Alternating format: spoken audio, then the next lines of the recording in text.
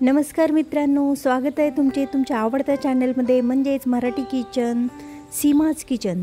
मित्रांनो, आज आपण एकदम युनिक आणि वेगळ्या चवीचे हटके असे मोदक बनवणार आहोत आणि ते म्हणजे आपण एक मस्त सगळ्यांच्याच आवडीचा पदार्थ असणारा पेरू। आपण लाल पेरूपासून हा मोदक बनवत आहोत। सर्वांनाच आवडेल अशी रेसिपी आहे आणि ही रेसिपी अगदी शेवटपर्यंत नक्की पहा, कारण आपण अगदी पूर्ण पेरू कशा पद्धतीने वापरलेला आहे तो या रेसिपीमध्ये तुम्हाला पाहायला मिळेल। तर मित्रांनो, इथे मी 2 पेरू घेतलेले आहेत। लाल प्रकारातील पेरू आहेत हे। आता हे पेरू स्वच्छ धुवून घेतलेत, आपण कापून घेऊया। यामधील बिया आपल्याला अशाच ठेवायच्या आहेत, कारण आपण नंतर हा गाळून घेणार असल्यामुळे बिया जरी घेतलात तरी सुद्धा चालेल। आता आपण सुरुवातीला अशा पद्धतीने गर जरी काढून घेतलात आणि साईडच्या कडा अशा कापून घेतलात तरी सुद्धा चालेल, पण मी आता आपण नॉर्मल जसे काप करतो त्याच पद्धतीने हे पेरू कापून घेते। या पेरूच्या मोदकांची रेसिपी कशी सुचली म्हणाल तर, पेरू तर प्रचंड आवडतात सर्वांना, माझ्याच मुलांना खूप आवडतात आणि माझ्याकडे मी नेहमी घेऊन येत असते। मग आपण बरेचसे फ्लेवर मार्केटमध्ये पण मिळतात, ते खाल्लेले आहेत, घरी बनवतो ते सुद्धा, पण या प्रकारचा फ्लेवर आपण कधीच पाहिला नव्हता, म्हणून म्हटलं आपण ट्राय करूया। तर ही आजची रेसिपी स्पेशल मुलांसाठी मी केलेली आहे, कारण त्यांना खूप आवडतात पेरू म्हणून। तर मित्रांनो, हे आपले तुकडे तयार झालेत, हे मिक्सरमधून बारीक करून घेऊया। बारीक नाही झाले तुकडे पटकन तर थोडंसं 3 टेबलस्पून दूध घालून तुकडे बारीक करून घ्या। आता हे मिश्रण आपलं रेडी झालेलं आहे। आता यातील बिया आपल्याला काढून घ्यायचे, त्यासाठी आपण काय करायचं, एका गाळणीमधून हा जो गर आहे तो पूर्णपणे आपण गाळून घेऊया, म्हणजे याच्यामधील जे कचकच लागणाऱ्या ज्या बिया आहेत त्या पूर्णपणे निघून जातील।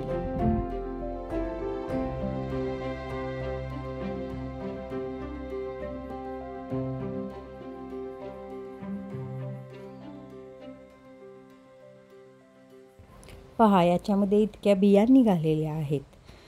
आता आपण गॅसवर एक पॅन ठेवूया आणि त्या पॅनमध्ये आपण हा जो गर काढून घेतला आपण तो गर याच्यामध्ये घालूया। हे जे पेरू मी वापरले ते ऑलरेडी गोड होते, त्यामुळे मी इथे साखरेचं प्रमाण अंदाजानुसार घालणार आहे, कारण आता मी हा जवळपास 1 कप आपला गर होता, त्यामुळे मी इथे 1/4 कप साखर वापरलेली आहे। आणि हे आता जे मिश्रण आहे ते पूर्णपणे हलवून घेणार आणि व्यवस्थित याची साखर पूर्णपणे मेल्ट होईपर्यंत, त्याचबरोबर हा जो गर आहे तो थोडासा ट्रान्सपरंट दिसायला लागेल, म्हणजे एक प्रकारे आपला हा पेरूचा फ्लेवर तयार होऊन जाईल। आता याला थोडासा कलर नाही आहे, त्यामुळे आपण इथे थोडासा फूड कलरचा सुद्धा वापर करणार आहोत। यातील पाणी जे आहे, म्हणजे पेरूमध्ये जो पाण्याचा अंश होता तो पूर्णपणे काढून घेऊया। गॅसची आच म्हणाल तर मध्यमवर ठेवूनच हा गर आपल्याला शिजवून घ्यायचा आहे। कंटिन्यूस हलवत राहायचं आहे, कारण खाली मिश्रण लागू शकतं आणि साखर देखील घातलेली आहे। अजून थोडंफार पातळसर वाटतं आहे। थोडंसं मिश्रण घट्ट व्हायला लागल्यानंतर आणि कलर चेंज व्हायला लागतो, ट्रान्सपरंट असा कलर आल्यानंतर आपण याच्यामध्ये फूड कलरचा वापर करणार आहे। मिश्रण थोडं घट्ट झालेलं आहे। कलर घालण्यापूर्वी याच्यामधील थोडासा मिश्रण मी काढून ठेवते साईडला, कारण आपल्याला याच्यामधील जे स्टफिंग आहे ते दुसऱ्या कलरचं करायचं आहे। आता मी याच्यामध्ये माझ्याकडे पावडर कलर होता, तो थोडासा चिमटभर घालून घेतलेला आहे आणि मिश्रण अजून आपण शिजवून घेऊया थोडा वेळ। कलर पहा, हिरवा मस्त कलर आलेला आहे।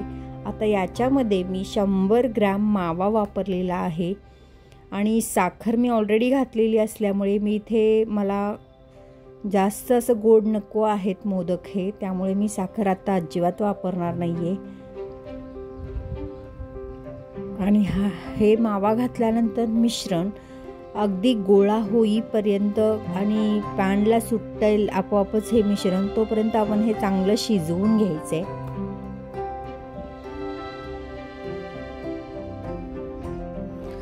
पहा, मिश्रण थोडंसं घट्टसर होत आलेलं आहे. हे गरम असल्यामुळे तुम्हाला जाणवेल की थोडं पातळसर आहे, पण ज्यावेळी तुम्ही हे मिश्रण थंड करून घ्याल त्यावेळी तुम्हाला वाटेल की मिश्रण ऑलरेडी घट्ट झालेलं आहे.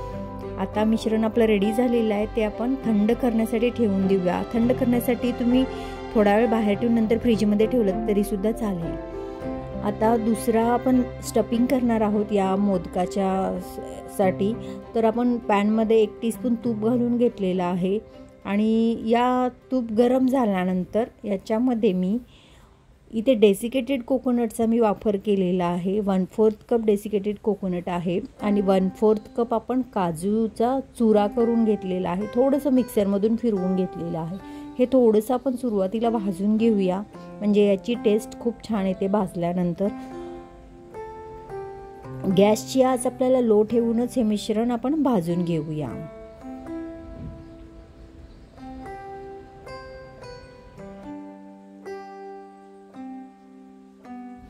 त्यानंतर याच्यामध्ये मी जवळपास 1/4 कप मावा घातलेला आहे, कारण मिश्रण एकजीव होण्यासाठी, स्टफिंग आपलं व्यवस्थित बसण्यासाठी इथे मी 1/4 कप माव्याचा वापर केलेला आहे.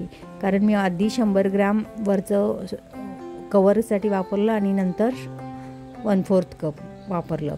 आणि जे मिश्रण आपण पेरूचा फ्लेवर काढून ठेवला होता तो पेरूचा फ्लेवर याच्यामध्ये मी घालून घेतलेला आहे. आता हे मिश्रण अगदी घट्टसर होईपर्यंत आपल्याला शिजवून घ्यायचं आहे. यामध्ये मी 1 टेबलस्पून साखर, म्हणजे बारीक साखर केलेली होती माझ्याकडे, तीच मी यामध्ये घातलेली आहे. कारण याच्यामध्ये आपण खोबरं वगैरे घातलं त्यामुळे मिश्रण वाढलेलं असल्यामुळे थोडंसं गोडवा कमी होईल, त्यामुळे मी इथे 1 टेबलस्पून साखरेचा वापर केलेला आहे. आता आपण याच्यामध्ये फूड कलर वापरणार आहे, तो म्हणजे इथे मी टोमॅटो रेड कलर पिंच, म्हणजे 1 चिमूटभर वापरलेला आहे. कारण आपला पेरू वरून हिरवा आणि आतून लाल होता, त्यामुळे आपलं स्टफिंग देखील आतून लाल असणार आहे आणि वरचं कवर आपलं हिरवा आपण बनवलेलं आहे. आता हे मिश्रण देखील अगदी बांधला सुटोपर्यंत चांगलं शिजवून घ्यायचं. हे मिश्रण जसजसं शिजत येईल तसतसं आपोआपच कडा सुटायला लागतील, त्यामुळे जोपर्यंत कडा सुटत नाहीत तोपर्यंत चांगलं परतत राहायचं. पहा, आता मिश्रण सुटायला लागलेलं आहे, म्हणजे हे आपलं जे स्टफिंग आहे जवळपास आता रेडी होत आलेलं आहे. कलरसुद्धा खूप छान, म्हणजे नॅचरल पेरू ज्या पद्धतीने पूर्णपणे ना लाल असतो ना गुलाबी असतो, मिडल कलरवर जो गुलाबी कलर असतो तो या स्टफिंगमध्ये आलेला आहे. आणि आपलं मस्त असे पेरूचे मोदक खूप छानच होणार आहेत. सर्वांनाच आवडेल अशी रेसिपी असणार आहे ही. त्याचबरोबर याच्यामधील जे काजूचे आपण तुकडे घातलेले आहेत ते बियाप्रमाणे वाढतात, म्हणजे नॅचरल असा हा आपल्या मोदकांना लुक असणार आहे. मिश्रण आता घट्टसर झालेलं आहे, आपण काढून ठेवूया आणि थंड होण्यास ठेवूया. बाहेर थंड झाल्यानंतर तुम्ही फ्रीजमध्ये ठेवा आणि 2 तासांनी तुम्ही मोदक बनवायला घ्या, म्हणजे मोदकाचा जो आकार आहे तो अगदी व्यवस्थित येतो. जर थंड नाही झाला तर आकार व्यवस्थित येणार नाही. आपलं मिश्रण आता दोन्हीही थंड झालेलं आहे आणि आता आपण मोदक करायला घेऊया. मी ते मोदक साच्यामध्ये बनवते, त्यासाठी मी सुरुवातीला त्याला तूप लावून घेतलेलं आहे. आणि आता आपला वरचा कवर असणार आहे हिरवा कलरचा, त्यामुळे मी अशा पद्धतीने हा जो हिरवं मिश्रण आहे ते लावून घेते आहे. मग त्याच्यामध्ये स्टफिंग आपलं हे लाल कलरचं असणार आहे, त्यामुळे थोडासा हा स्टफिंग भरल्यानंतर वरून परत हिरवा कलरचं स्टफिंग भरून घ्यायचं आहे. मस्त असं मोदक चांगल्या पद्धतीने प्रेस करायचा, म्हणजे त्याचा आकार सुबक आणि सुंदर दिसतो. पहा, आता आपले मोदकाचा आकार पहा, खूपच छान मस्त असे सर्व मोदक आपण करून घेऊया आता.